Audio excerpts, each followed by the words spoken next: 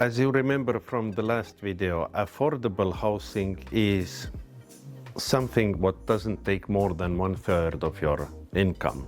And affordable housing is for everyone, not just poor people or not just young people. It is really a good term for everybody. And in this video, we explain how to get it. We have put together 6 points. The thing is, there is a system in place for changing the housing. So there are lots of websites which you can browse available listings, and sometimes you go through that and you don't see anything affordable for you. Another option is to hire a construction company and have them build one. That's also off the table for many young families or not so wealthy families. But you should think outside of the box. These existing options, albeit sometimes most comfortable options, just pick one, pay, and move into it. These options are often just out of reach for many people, especially in some areas of the world around metropolitan areas and so on. One solution is to buy your own land and build in a non-conventional way to get price saving, to be able to choose the location. Point number 2 is location. Where do you build your new house? Location is very important because the further you go from the cities, usually cheaper the land cost is. But again, while this is a place to compromise, but you can't go too far. Otherwise, if you are spending like 3 hours to commute to work and 3 hours home, you're spending just too big share of your life in the transit, and that's probably not good for you. But the location actually hides a lot of possibilities either. If you go through the real estate listings and look at the lands, some of them are really cheap. Often they are cheap because they are lacking something. A driveway, connection to the electrical grid or something else. And these days, going off-grid is actually way cheaper and more comfortable than it used to be some years ago. There are lots of providers with pretty affordable battery packs and inverters and PV panels. So it's not so complicated. So that would be our number 3 point. Going off-grid to decrease the cost of land even more. And utilities. So the housing cost is not just the mortgage payment, it's also utilities and maintenance. And in off-grid setting, utilities are definitely a big saving point. So a little recap. So buying existing real estate is not your only option. You can find the land and build your own, even go off-grid, saving even more. So we are getting to our point number 4, the right sizing. That one is really important. A lot of people go over budget and create lots of future cost or running cost by building too big. Of course, some reserve is reasonable, so you don't have to live in a micro house all your life. If you are planning to expand the family or something, you should take it into account, but be mindful about the size. The bigger house is more expensive to build and expensive to keep as well.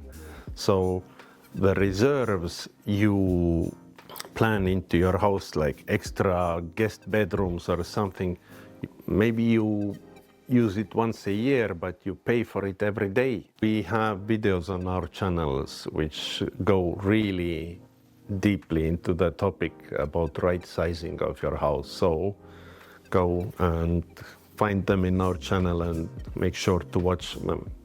This is one of the most important points. Needs versus wants. Take some time and think through it. What do you actually need and what do you just want? Of course, if you are taking on this big project, building a house, it would be nice to have some things you just want into the house as well, besides what you actually need. But be mindful about it, because a lot of people make this mistake that they think, oh, what the hell? I'm building one time in my life, I built all I ever dreamed about. And when the house is ready and they have went over budget a lot, well, they're not very happy about it. So be mindful about your needs and your wants. I highly recommend to sit down and take a piece of paper, write down your needs. What do you actually need? You do need at least one bedroom, you need a kitchen to cook, you need a bathroom. This is absolute needs.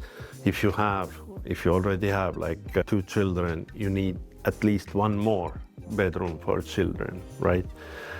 So, but then the wants. The wants are something you can live without, but again, that's a question. Do you want to live without it? And can you afford to have this extra bedroom or a home office or something like that? I remind you, the goal is to spend up to 1/3 of your income on the mortgage, on the utilities. So if you are in the planning phase, sharpen your pencil and make sure that you stay within budget with your needs and your wants, and also the upkeep costs. So the last point, point number 6, is the kit system. This is where we can help you to create your affordable housing. Kit systems are cheaper to build. Cheaper because we have eliminated a lot of waste, a lot of extra materials, what normally occur with the conventional building methods.